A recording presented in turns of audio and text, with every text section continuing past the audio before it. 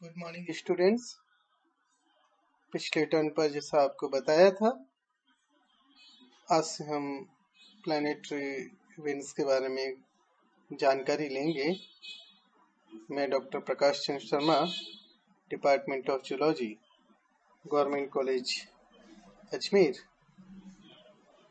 जैसा कि मैं आपको बता चुका हूँ कि जो ग्लोबल एयर सर्कुलेशन पैटर्न है, उनके डिटरमाइनिंग फैक्टर्स जो हैं वो है अनइवन हीटिंग ऑफ अर्थ।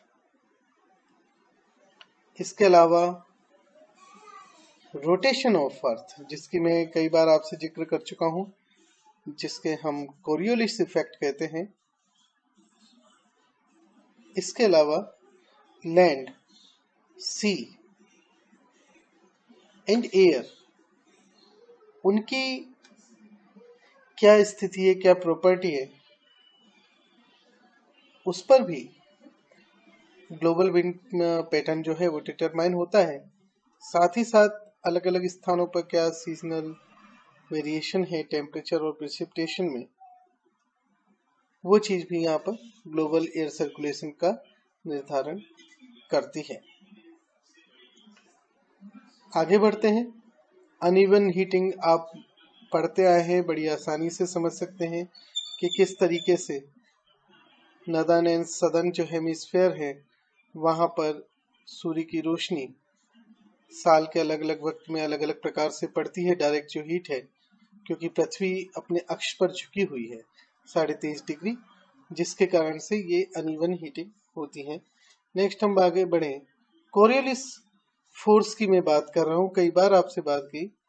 तो जो कोरियोलिस फोर्स है वो पृथ्वी के रोटेशन के कारण से होती है। कोरियोलिस फोर्स को अगर हम समझें तो ये एक इनर्शियल फोर्स है। ये किसी ऑब्जेक्ट पर एक्ट करती है जब वो object with in the frame of reference motion में हो और रोटेट कर रहा हो। ऐसी स्थिति में आपने देखा होगा कि कोरियोलिस फोर्स के कारण से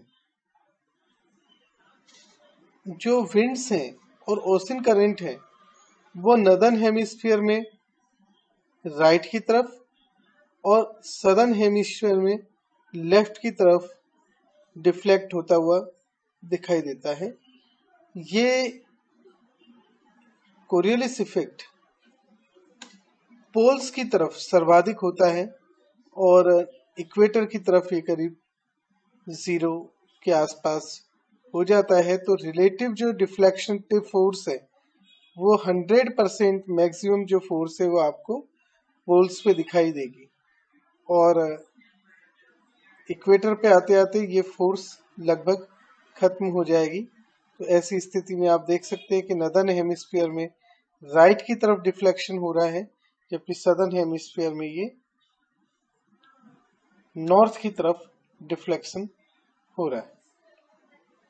तो कोरियोलिस फोर्स वो है, ऐसी फोर्स है जो लार्ज स्केल जो डायनेमिक्स है ओशन की और एटमॉस्फेयर में, उसमें सर्वाधिक महत्वपूर्ण रोल प्रदान करती है। मीटियोरोलॉजी और ओशिनोग्राफी में हम ये अंदाज करते हैं, ये पोस्टुलेट करते हैं कि जो रोटेटिंग फ्रेम ऑफ रेफरेंस है विद इन द अर्थ वो स्टेशनरी है। तो ऐसी स्थिति में यहाँ पर सेंट्रीफ्यूगल फोर्स और कोरियोलिस फोर्स इंट्रोड्यूस होती है। तो यहाँ पर कोरियोलिस फोर्स के कारण, जैसे मैंने आपको बताया, कि विंड और ओशन करंट जो है उसका मूवमेंट बहुत हद तक प्रभावित होता है। इस कारण से आप जो देख रहे हैं कि किनारों की तरफ स्पाइरलिंग पैटर्न या गायर डेवलप होते हैं। इन्हीं स्पाइरलिंग पैटर्न के कारण से अल्टीमेटली हरिकेन्स भी डेवलप होते हैं। जितना ज़्यादा कोरियोलिस फोर्स बढ़ेगा उतना ही फास्ट तरीके से विंड स्पिन करेगी और एडिशनल एनर्जी समुद्र से ले सकते हैं। तो ये चीज आप ध्यान रखिए। आगे बढ़ते हैं। तो जैसे मैंने आपको बोला कि एक इमेजिनरी, अगर हम यूनिफॉर्म अर्थ की बात करें कि जहाँ कहीं भी कोई रीजनल चेंजेस वगैरह नहीं हो रहे, और एक आइडियल स्थिति की बात करें जहाँ हम पृथ्वी में किसी भी प्रकार का कोई कॉन्टिनेंट्स वगैरह स्थिति नहीं देख रहे, आइडियल स्थिति की बात करें, तो यहाँ पर अलग अलग प्रेशर बेल्ट हमें देखने को मिलेंगी जो कंटिन्यूस बेल्ट होंगी इक्वेटर पर। जैसा आपको बोला कि लगभग वर्ष भर सीधी किरणें पड़ती रहती हैं, तो वहां लो प्रेशर बनेगा, इक्वेटोरियल लो हम उसे कहते हैं। इसको हम ITCZ भी कहते हैं, क्योंकि यहाँ कन्वर्जेंस हो रहा है, इंटरट्रॉपिकल कन्वर्जेंस जोन। इसके अलावा सब ट्रॉपिकल रीजन में 30 डिग्रीज के आसपास यहाँ पर हमें सब ट्रॉपिकल हाई देखने को मिलेगा, और अगेन 60 डिग्री के आसपास एक और लो हमें देखने को मिलेगा, जिसे हम सब पोलर लो कहते हैं। लेकिन एक्चुअली पृथ्वी की स्थिति ऐसी नहीं है जैसे कि हम आइडियलाइज कर रहे हैं। तो यहाँ पर कंटिन्यूअस प्रेशर बेल्ट नहीं देखने को मिलती, इस चीज को आप याद रखिएगा। यद्यपि हम इन प्रेशर बेल्ट्स की बात करेंगे, लेकिन इस तरीके से कंटिन्यूअस प्रेशर बेल्ट नहीं मिलती। ये रीजनल आपको हाई या लो प्रेशर दिखेंगे। ITCZ लगभग आपको इसी रीजन में कंटिन्यूअस दिखेगी, कहीं थिक कहीं थिन। लेकिन अगर आप सब ट्रॉपिकल हाइज की बात करें तो जरूर वो डिसकंटिन्यूअस देखने को मिलेगा। इस तरह ही पोलर जो लो वाली बेल्ट है वो भी आपको डिसकंटिन्यूअस देखने को मिलेगी, और जो डिफ्लेक्शन है वो भी थोड़ा उसमें वेरिएशन आपको देखने को मिल सकता है लोकल कारणों से, और कॉन्टिनेंट की मौजूदगी, ओशन करंट की किस तरह का वार्म है या कोल्ड करंट है, उन सब के कारण से ये फर्क पड़ेगा। तो ओवरऑल हम अगर देखें, पृथ्वी की बात करें, तो यहाँ पर हमें डिफरेंट टाइप के जो पैटर्न देखने को मिलेंगे विंड में।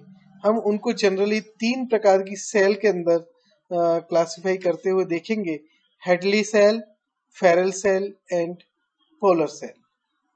आगे हम बात करें तो यहाँ जो 3 सेल आप देख रहे हैं, इनको ऐसे समझिए कि इक्वेटर पर जहाँ सीधी किरणें पड़ रही हैं, तो यहाँ पर हीटिंग हो रही है। हीटिंग के कारण से सरफेस पर लो प्रेशर क्रिएट हो रहा है, क्योंकि एयर के जो मॉलिक्यूल्स हैं वो वहां से वार्म अप हो रहे हैं और अपवर्ड राइज कर रहे हैं। तो अपवर्ड राइज कर रहे हैं, ऊपर की तरफ बढ़ रहे हैं, ऊपर जाकर के वो ठंडे होते हैं, साथ ही साथ डेंस होते हैं।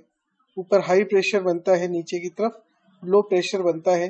तो यहाँ पर लो प्रेशर क्रिएट हो रहा है और अपवर्ड बढ़ रहे हैं, यहाँ पर हाई प्रेशर क्रिएट हो रहा है।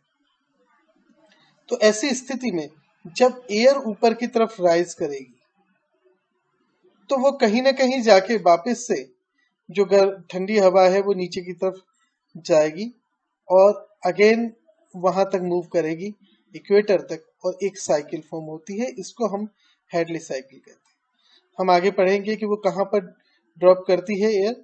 लेकिन जो जगह इक्वेटर पर जो गर्म हवा थी ऊपर की तरफ उठी, उसके बाद में जो जगह वहां पर छूटी थी, जो लो प्रेशर बना था, वहां पर आप सरफेस पर देखेंगे कि हाई प्रेशर जोन से लो प्रेशर जोन की तरफ एक मूवमेंट होता है एयर मास का। और ये जो मूवमेंट हो रहा है, यहाँ पर ही ये साल भर मूवमेंट चलता है। ये ट्रेड विंड यहाँ डेवलप होती हैं, इनके बारे में हम आगे पढ़ेंगे।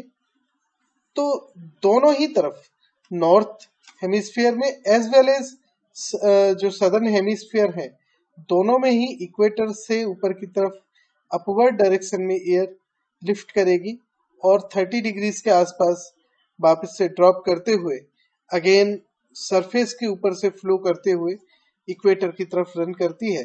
तो अगर हम विंड की बात करें, सरफेस फ्लो की बात करें, मूवमेंट की एयर के, तो हम देखते हैं कि सरफेस पर हायर लैटिट्यूड से इक्वेटर की तरफ दोनों ही हेमिस्फीयर में एयर मूव कर रही है और कन्वर्ज कर रही है इक्वेटर पे।